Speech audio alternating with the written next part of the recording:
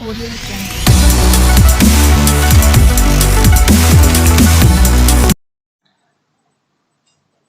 Assalamualaikum warahmatullahi wabarakatuh. Alhamdulillah wassalatu wassalamu ala Rasulillah wa ala alihi wa sahbihi wa mawalah. Amma ba'd. Apa kabar kalian semuanya? Mudah-mudahan senantiasa dalam lindungan Allah dan tetap semangat untuk belajar dari rumah. Baik, untuk pertemuan kali ini kita akan belajar fikih ya. Bersama saya Iman Saiman. Untuk pertemuan ini kita akan membahas terkait dengan kurban, akikah, dan tata cara penyembelihan hewan ternak. Nah, ini ada 3 materi ya sebenarnya digabung. Untuk pertemuan pertama ini pokok pembahasan kita adalah tentang amaliyah sunnah di bulan Zulhijjah. Kemudian yang kedua ada ketentuan umum ibadah kurban. Dan yang ketiga adab etika ibadah kurban. Hari ini sudah masuk di bulan Zulhijjah ya. Zulhijjah 10 hari pertama. Nah, ada jenis-jenis amal soleh yang sangat dianjurkan ya, untuk dilakukan pada 10 awal bulan Zulhijjah ini. Yang pertama adalah berpuasa atau saum. Nah, yang paling utama yaitu di tanggal 9 Zulhijjah. Ya, ini pahalanya luar biasa. Kemudian ada qiyamul lail, ya, salat malam. Kemudian zikir, ya zikirnya bebas itu. Zikir itu segala macam yang bacaan-bacaan yang baik itu yang maksur ataupun yang dibuat oleh para ulama misalkan ya, tentang zikir-zikir, yaitu bisa kita amalkan. Kemudian infak, sedekah, ya, termasuk diantaranya nanti kurban ya. Dan memperbanyak amal ibadah sunnah lainnya. Baik, ini puasa Arafah. Dalam puasa Arafah ini dinamakan puasa Arafah karena ketika itu umat Islam terutama yang beribadah haji itu melakukan wukuf di Arafah. Sedangkan orang-orang yang di luar yang tidak melaksanakan ibadah haji maka disunahkan untuk berpuasa. Nah, kemudian Rasulullah SAW bersabda dari Abu Hurairah radhiyallahu anhu, Nabi Muhammad SAW bersabda melarang puasa Arafah bagi orang yang di Arafah. Nah, ini tidak diperkenankan ya untuk orang yang berhaji itu berpuasa karena cukup berat lah di sana. Yang disunahkan itu untuk orang-orang yang tidak pergi haji. Baik, kita lanjut ke ketentuan umum ibadah kurban. Kurban menurut bahasa berasal dari kata qaraba yaqrabu qurbanan yang berarti mendekat atau dekat. Nah, orang yang berkurban itu artinya mendekat kepada Allah. Ya. Dalam bahasa Arab ismun lima yudbahu minal ibil wal baqar wal ghanam yauman nahri wa ayyam tashrik taqarruban ila Allah. Nah, ini ya. Udhiyah adalah sebutan bagi hewan ternak yang disembelih pada hari raya Idul Adha dan hari tasyrik ya, dalam rangka mendekatkan diri atau taqarrub pada Allah Subhanahu wa taala. Ini diambil dari Fiqh Sunnah Said Sabiq. Terus untuk waktu penyembelihan yang paling utama itu adalah ketika hari raya Idul Adha ya, tanggal 10 Zulhijjahnya. Tapi masih boleh ketika hari-hari tasyrik tanggal 11, 12 dan 13 Zulhijjah. Dalil yang menjadi dasar untuk kita menyembelih hewan kurban yaitu dalam surah Al-Kautsar. Ini semua pasti sudah pada hafal ya. Kita baca sama-sama. A'udzubillahi minasyaitonirrajim. Bismillahirrahmanirrahim. Fashalli lirabbika wanhar. Maka salatlah dan untuk Rabbmu dan sembelihlah hewan ya, atau berkurbanlah. Muncul dari sini hukum berkurban ya. Hukum berkurban itu menurut para ulama, sebagian ulama Hanafi ya, itu bagi orang yang diberi kelapangan rezeki adalah wajib. Ya. Sedangkan untuk pendapat dari mayoritas itu hukumnya adalah sunnah muakkadah, ya, sangat dianjurkan. Nah, setiap pagi Allah mengutus 2 malaikat, yang satu berdoa, ya Allah berikanlah ganti bagi orang yang berinfak, dan yang kedua berdoa, ya Allah berikanlah kehancuran bagi orang yang menahan hartanya atau pelit. Nah, kurban ini adalah bentuk dari kita sebagai orang yang diberikan kelonggaran harta atau banyak harta untuk memberikan di jalan Allah, membelanjakan di jalan Allah. Ya. Nah, Allah akan mendoakan ketika pagi-pagi kita berkurban, maka akan diganti oleh Allah. Ya. Kita.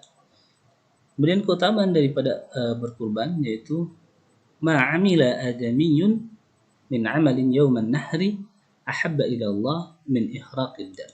Artinya tidaklah anak Adam melakukan suatu amalan pada hari Nahar, yaitu hari Idul Adha, yang lebih dicintai oleh Allah melebihi daripada mengalirkan darah, yaitu berkurban.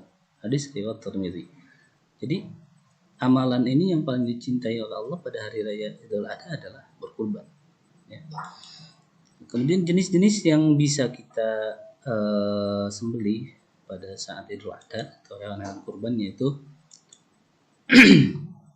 walikulli ummatin ja'alna mansakan liyadhkuru ismallah ala ma razaqahum min bahimatil an'am. Nah, dan bagi setiap umat kami berikan tuntutan berkurban agar kalian mengingat nama Allah atas rezeki yang dilimpahkan kepada kalian, yaitu berupa hewan-hewan ternak, bahimatul an'am, ya.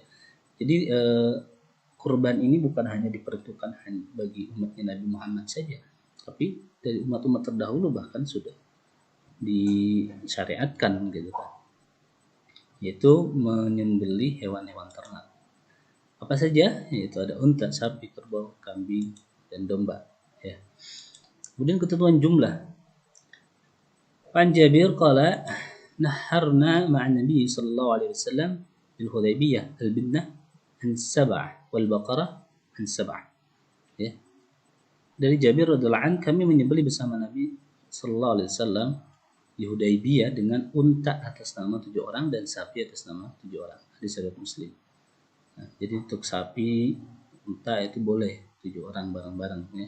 Sedangkan untuk kambing, domba itu hanya untuk 1 orang saja. Kemudian syarat dan pembagian hewan kurban. Orang yang berkurban harus menyediakan hewan sembelihan dengan cara yang halal tanpa berhutang. Kemudian kurban harus binatang ternak seperti unta, sapi, kerbau, kambing atau berberi, ya. Bukan ayam, tidak termasuk. Kelinci dan apalagi itu marmut itu tidak termasuk, ya. Dan binatang yang disembelih ini syaratnya adalah tidak memiliki cacat, tidak buta, tidak pincang, tidak sakit, serta kuping dan ekornya harus utuh. Itu syaratnya. Kemudian kita masuk ke hikmah, ya. Apa hikmah yang bisa kita dapatkan dari berkurban ini? Itu pertama menghidupkan syiar agama dan sunnah. Kemudian mengenang perjuangan Nabi Ibrahim dan keluarganya, ya. Saat itu Nabi Ibrahim diuji oleh Allah Subhanahu wa taala ketika beliau itu menunggu terus untuk memperoleh seorang anak. Kemudian Allah memberikan anak ketika beliau sudah tua. Nah, ketika sedang sayang-sayangnya kepada anaknya, Nabi Ismail sedang lucu-lucunya, kemudian Allah berikan ujian. Apa? Allah menyuruh Nabi Ibrahim untuk menyembelih Nabi Ismail. Ketika itu ya sedang lucu-lucu, sedang banyak bermain gitu kan. Sangat disayang sekali dan anak yang sangat ditunggu-tunggu. Kemudian Allah memberikan ujian harus disembelih. Maka ketika itu berperang, ya, dalam hati itu, ini harus disembelih atau ini perintah Allah atau bukan gitu kan. Nah, sampai beberapa kali dalam mimpinya itu beliau diperintahkan untuk menyembelih Ismail. Kemudian berdialoglah dengan Nabi Ismail, dan sebagai putra yang saleh beliau akhirnya ikhlas untuk disembelih. Nah, ketika proses mau menyembelih itu, akhirnya Allah menggantinya, ya, mengganti Nabi Ismail dengan gibas atau domba. Ya. Nah, ini sebuah perjuangan yang butuh pengorbanan, ya, dari seorang ayah demi cintanya kepada Allah, jangan sampai kalah oleh cintanya kepada manusia, kepada makhluk yang lain. Jin yang sangat berat. Bagaimana kalau menimpa kepada kita? Agak sulit kita sepertinya kalau kita. Tapi Nabi Ibrahim adalah orang yang ikhlas. Ini yang harus kita teladani, kisah Nabi Ibrahim ini. Kemudian kita hikmahnya adalah berbagi kebahagiaan di hari raya. Ya. Innama hiya ayyamun aklun sarab wa dzikrullah azza wa jalla.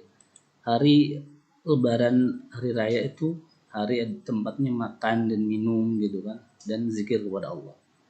Kemudian untuk mengingat kematian, al-zikrul maut, ya, karena kita menyembelih kita akan mati, ya, hewan yang kita sembelih itu. Nah, kita bisa mengambil ibrah juga bahwa kita pun bisa akan mengalami kematian. Adab dan etika ketika berkurban. Harus pertama kita harus niat yang ikhlas, ya. Sebab ini niat yang paling utama. Innamal a'malu binniyat, ya. Segala hal, perbuatan itu tergantung dari niatnya. Ketika kita berkurban, itu yang kita utamakan, prioritaskan adalah niat. Jangan sampai kita berniat dengan hal-hal yang lain, ya. Jangan sampai ingin dipuji, ya, ria, atau merasa panas dengan orang lain. Orang lain udah berkurban, kita belum.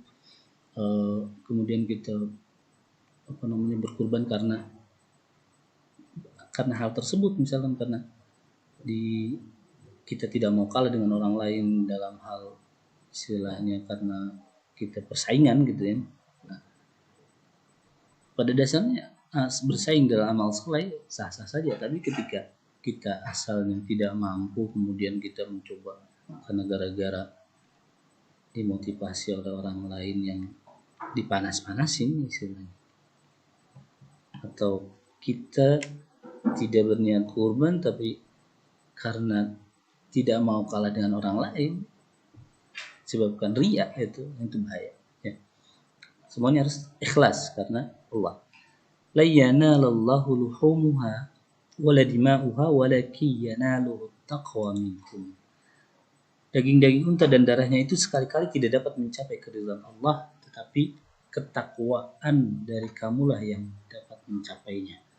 Quran surah Al-Hajj ayat 37. Kemudian yang selanjutnya adalah ihsan dalam memilih hewan. Dari Hasan Asad yang mengatakan Rasulullah SAW memerintahkan kami dalam dua hari raya itu Idul Fitri dan Idul Adha untuk memakai pakaian terbaik, wangi-wangian terbaik, dan berkurban dengan hewan yang terbaik, ya, yang termahal kalau yang kita mampu, ya, memilih hewan. Jangan sampai yang jelek-jelek, ya, untuk hewan kurban itu. Nah, ini beberapa hewan yang bisa kita kurban, ya, kita pakai untuk kurban. Kemudian ada syarat umur, ya. Nah, ini kalau unta 5 tahun, sapi 2 tahun, kambing Jawa 1 tahun, domba 6 bulan, ya. Janganlah kalian menyembelih kurban kecuali musinnah, kecuali apabila itu menyulitkan bagi kalian, maka boleh menyembelih domba zadah. Nah, ini musinnah itu sapi betina yang genap berumur 2 tahun dan masuk tahun ketiga. Baik, untuk materi kali ini mungkin dicukupkan sekian terlebih dahulu. Untuk tugas nanti bisa diakses di e-learning, ya. Terima kasih atas perhatiannya. Assalamualaikum warahmatullahi wabarakatuh.